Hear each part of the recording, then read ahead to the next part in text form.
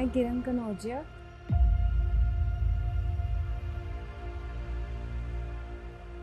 फरीदाबाद से हूँ और मैं रनिंग करती हूँ। अब जब मेरा टांग चला गया, पहले मैं स्पोर्ट्स में नहीं थी।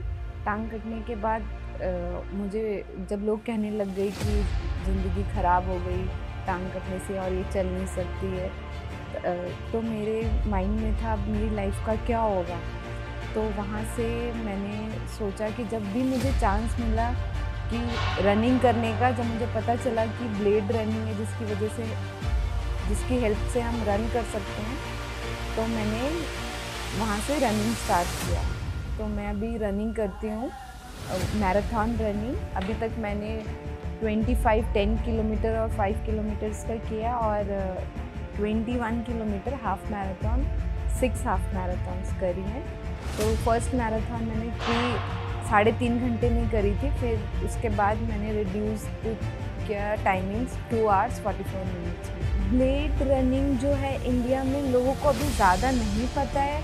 तो ब्लेड रनिंग ये होता है जब जैसे कि किसी का टांग कट गया तो ब्लेड की हेल्प से हम रनिंग करते हैं। तो ब्लेड वो है कि जो रनिंग में हेल्प करता है एम्पुटीज़ को, जिनका दोनों टांग नहीं है, एक टांग नहीं है। और ये जो ब्लेड्स होती हैं बाहर से इंपोर्ट होती हैं, और ये और अभी शायद इंडिया में भी लोग जानने लग गए हैं, अभी ज़्यादा नहीं जानते। और जो ब्लेड है ये कार्बन का बना हुआ है जो मेरे पास है, और ये इसलिए रनिंग में बहुत हेल्प करता है। एक तो कार्बन का बना हुआ है, बहुत लाइट वेट होता है और ये फॉरवर्ड पुश देता है। इसका वेट शिफ्ट होता है, जो हमारी बॉडी का वेट शिफ्ट होता है जब हम हिट करते हैं ग्राउंड को, बाउंस बैक करता है, जो कि रनिंग में हेल्प करता है। तो ब्लेड बेसिकली रनिंग के लिए एज अ टूल है कि जो चीज़ हमारी कट गई, और इस टेक्नोलॉजी जो है ब्लेड रनिंग में हेल्प करती है। मैं एक अपनी नॉर्मल ज़िंदगी जी रही थी, स्टडीज़ कंप्लीट किया, फिर जॉब लगी, पैसा कमाना शुरू किया, और अब लगा कि यार मैं अर्न कर रही हूँ, I can live my dreams, कहीं भी जा सकते हैं, शॉपिंग कर सकते हैं। बट 24 दिसंबर 2011 में ऐसा इंसिडेंट हुआ जब मैं ट्रैवल कर रही थी हैदराबाद से फरीदाबाद। तो मेरा स्टेशन आने वाला था, मैं रेडी होके साइड लोअर बर्थ पे बैठी थी, जब 2 अननोन बॉयज़ आए, उन्होंने मेरा बैग खींचा और मैं ट्रैक पे गिर गई और मेरा पैर जो है घुटने के नीचे से कट गया। तो वहाँ से मुझे रेलवे पुलिस हॉस्पिटल लेके गई। तब उन्होंने देखा कि डॉक्टर वहाँ पे नहीं था, कि डॉक्टर आया रात के 12 बजे। उन्होंने देखा और पीस ऑफ पेपर के साथ आता है और कहता है कि हम तुम्हारी टांग में घुटने के नीचे से कट कर रहे हैं। तो मैं डॉक्टर्स की आईज़ में देख रही थी कि मेरी टांग को बचा लो, बट मेरे पास कोई चॉइस नहीं थी। और दूसरी तरफ 12 बज गए थे और मेरा बर्थडे था। तो मैं सोच रही थी कि मेरे फ्रेंड्स मुझे कॉल कर रहे होंगे विशेस देने के लिए, और मैं विशेस नहीं ले सकती।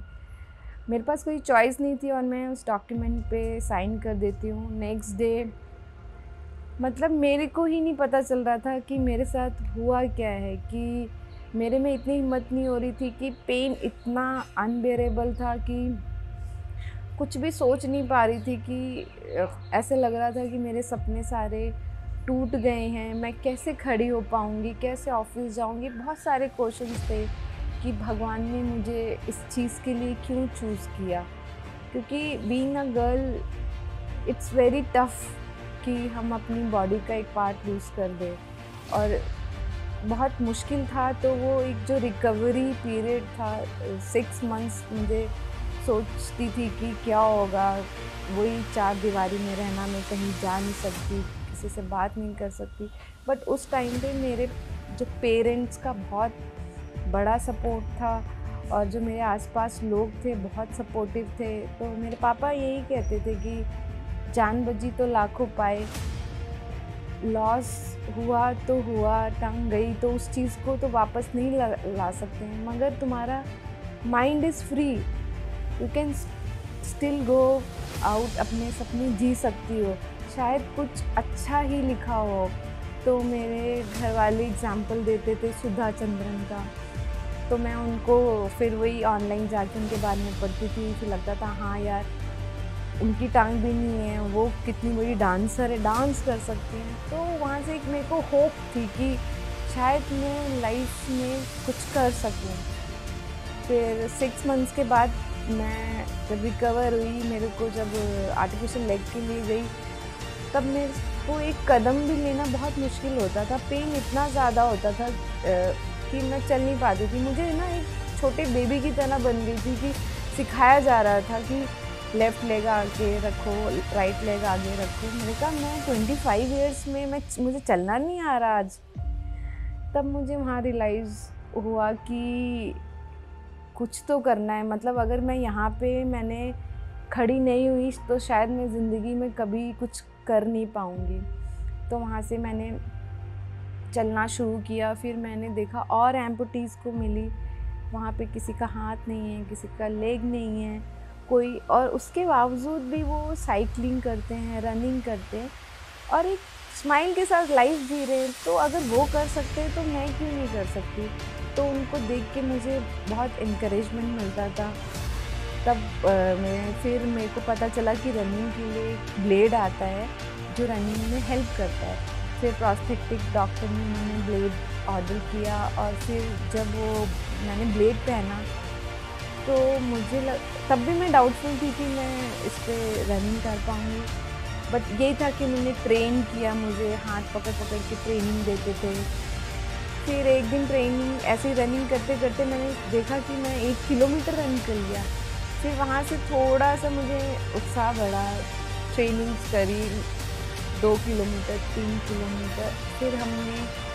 फिर मैंने 5 किलोमीटर का, जिस दिन एक मैराथन की एक हैदराबाद में मैराथन होने वाला था, सर डॉक्टर ने बोला जाओ रन करो। मैंने कहा 5 किलोमीटर इतना।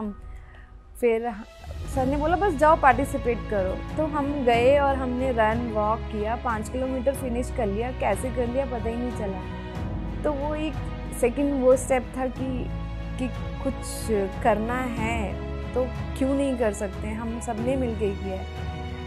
तो 5 किलोमीटर के बाद फिर 10 किलोमीटर की ट्रेनिंग ली, फिर 15, फिर अपने आप को चैलेंज किया कि नेक्स्ट क्या करना है। तो मैंने 21 किलोमीटर का चैलेंज लिया कि मैं कर सकती हूँ या नहीं। तो मैंने फिर जब वो चैलेंज लिया उसके लिए मैंने 5 मंथ्स का डिसिप्लिन के साथ ट्रेनिंग किया। और मैराथन वाले दिन जब मैं रनिंग के लिए गई, फिर जब मैंने 21 किलोमीटर रनिंग स्टार्ट करी और स्टार्टिंग से लेके जब फिनिश हुआ और फिनिश करने के बाद जो एक खुशी थी, मतलब मैं खुद को मेरे डाउटफुल थी कि यार मैंने 21 किलोमीटर कर लिया। उस दिन के बाद नो लुकिंग बैक। फिर मैंने सोचा कि जब लोग आके कहने लगे यार 21 किलोमीटर दौड़ लिया, सब लोग कॉन्ग्रेचुलेट कर रहे हैं एक दूसरे को। और एक मैम थी वो बुके के साथ आके मुझे फैसिलिटेट करती, तो मुझे बहुत खुशी हुई कि मतलब वो एक स्टेप रनिंग का मुझे लेना था, उसके साथ इतने सारे लोग जुड़ गए इस जर्नी में कि हर कोई एक दूसरे को सपोर्ट करने लगा। तो फिर वहाँ से ग्रुप ऑफ एम्पुटीज़ के साथ जा डिफरेंट रनिंग जो डिफरेंट सिटीज़ में होती थी तो जाके हम रन करते थे। और ऐसे ही मैंने 6 हाफ मैराथन करी हैं। जो फर्स्ट मैराथन थी वो 3 hours 30 minutes में किया था। फिर उसके बाद मैंने मुंबई में 21 किलोमीटर 2 hours 44 minutes में किया। वो एक बहुत बड़ा अचीवमेंट था। तो इससे ये पता लगता है मुझे, it's all like in the mind, कि जैसे हम माइंड और बॉडी को ट्रेन करेंगे, जो भी हमारा गोल है वो हम अचीव कर लेंगे। तो if I can do it, so I believe everyone can do it. So हमें यही सीखना चाहिए कि जो भी चैलेंजेस उन्हीं के पास आते हैं जो लोग ओवरकम कर सकते हैं। सो हमें हमेशा चैलेंजेस को एज अपॉर्चुनिटी कन्वर्ट करना चाहिए और एक होप ज़रूर रखना चाहिए, मगर उसके लिए हमें मेहनत करनी है। तो अगर हम अपना 100% देंगे, हम we can see the results. So this is all journey. और इस जर्नी में मैं ऐसे लोगों को मिली हूँ कि लोग आके अपनी शेयर करते हैं स्टोरीज़, वहाँ जैसे आज मैं मोक्षदा मैम को मिली, उनकी एक अलग ही स्टोरी, मतलब वो एक वुमेन्स के लिए इतना कुछ कर रहे हैं, मतलब कितना कुछ करना है। तो आई थिंक मैं उस दिन ज़िंदा इस चीज़ के लिए रह गई थी कि भगवान ने छोड़ दिया, जाओ तुम कुछ सर्व करो सोसाइटी को। तो शायद आज मैं अपनी स्टोरी से दूसरे लोग जो इस फेज़ में हैं उनको मैं इनकरेज कर सकती हूँ। तो कई बार होता है जब हमें पता चलता है कि कोई हॉस्पिटल में एम्पुटी है, तो हम जाके उनको मिलते हैं कि हमारे साथ ऐसा हुआ था, तुम्हारे साथ हुआ है, you can stand back and fight back to your life. तो यहाँ पे एंड ऑफ लाइफ नहीं है। So always keep your dreams alive and keep moving.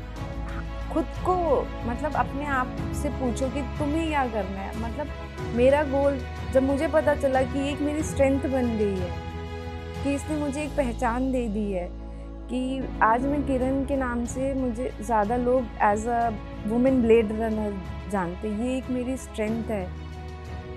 तो मैंने जब भी कोई कुछ कहता है कि मुझे कि क्यों भाग रही हो, क्यों इतने एफर्ट्स डाल रही हो, बॉडी को क्यों स्ट्रगल दे रही हो, वो सुनना है। बट मुझे पता है कि मुझे क्या चाहिए लाइफ में और मैं क्या कर सकती हूँ। तो उस चीज़ को चेंज करने के लिए जैसे डिफरेंट कॉलेजेस में जाके लोगों से मिलना, और जिनके साथ ऐसा इंसिडेंट होता है उन लोगों के साथ मिलना, तो वहाँ पे एक परसेप्शन देख के चेंज हो जाता है। तो ये चीज़ें मुझे हेल्प करती हैं। In after incident all this year I की लाइफ जो है, today I am a more stronger. मतलब आज मैं बहुत, मेरे में हिम्मत है और एक रीज़न और एक पर्पस है कि मुझे सोसाइटी को सर्व करना है। क्योंकि जब मेरे साथ एक्सीडेंट हुआ था तो मुझे नहीं पता था कि मुझे क्या करना चाहिए। आज ऐसे ही लोगों के साथ में जाके उनको मिल के मैं बता सकती हूँ कि देखो मैं खड़ी हुई ना, तुम भी खड़े हो सकते हो। हमारे पास टेक्नोलॉजी है, क्या क्या स्टेप्स हैं, हम ट्रेनिंग करके फिर से अपनी एज अ नॉर्मल लाइफ हम जी सकते हैं। और मेरा एम ये है कि मुझे अगर चांस मिला तो I want to represent India at Paralympics, and I'm training for 42 kilometer next. Internal motivation because ये शायद वो एक सरफेस है जो मैंने लाइफ बचपन से जी है। पेरेंट्स को स्ट्रगल करते हुए देखा है कि ऐसा टाइम होता था कि लाइट नहीं होती थी, हम कि स्ट्रीट लाइट्स में भी पड़े हैं, और पेरेंट्स स्ट्रगल करते थे कि फाइनेंशियली हम इतने स्ट्रांग नहीं थे कि अच्छे स्कूल में जा सके। बट उन्होंने इतनी मेहनत करी कि मैंने जो हमें एक अच्छे स्कूल में पढ़े, और वो भी स्कॉलरशिप के साथ। तो ये जो सब इंसिडेंट बिफोर जो चाइल्डहुड से हैं, वो एक मेरा एक सरफेस था। शायद वहाँ से मुझे एक स्ट्रेंथ मिलती है। इस सिचुएशन जब मेरा टांग कटा तो वहाँ से मुझे ये इंटरनल मोटिवेशन आया।